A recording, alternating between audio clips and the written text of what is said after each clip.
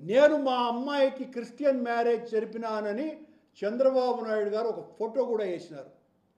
చంద్రబాబు గారు, నా కూతురు పెళ్ళిని నేను తిరుపతిలో అమ్మవారి గుడి తిరుచానూరు పరిధిలో 30,000 మంది అతిథులు రాగా అందులో ప్రధానమైనటువంటి వ్యక్తి మీ వియ్యంకుడైన లోకేష్ గారి మామైన బాలకృష్ణ గారు, నాకు ఆత్మీయుడిగా ఉన్నటువంటి వ్యక్తి.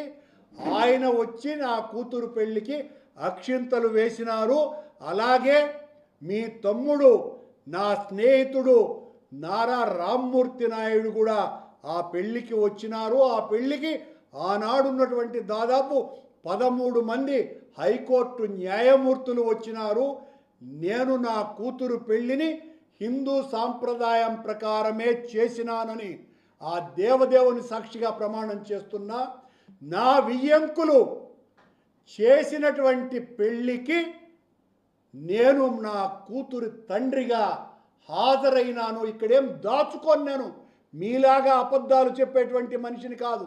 నా కూతురు పెళ్ళి నేను హిందూ సాంప్రదాయం ప్రకారం ఆలయ ప్రధాన అర్చకుడి దగ్గర నుంచి తిరుమల వేద పారాయణదారులందరూ వచ్చి నా కూతురు అల్లుడిని ఆశీర్వదించినారు దేవదేవుని సాక్షిగా. ఆ పెళ్లిలో వేద మంత్రోచ్చారణ మధ్యన నా కూతురి పెళ్లి జరిపినాను. మీరు శాసనసభలో ఆ ఫోటో వేసి నన్ను క్రిస్టియన్గా మీరు చూపిస్తే, చంద్రబాబు గారు ఇదిగో మీరు బైబిల్ పట్టుకొని ఉన్నారు, మీరు బైబిల్ పట్టుకున్నారు కాబట్టి నేను క్రిస్టియన్ అంటే,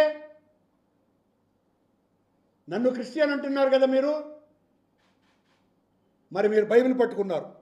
ఇదిగో 1 కాదు 2 కాదు, సాక్ష్యాలు కోకొల్లలుగా ఉన్నాయి.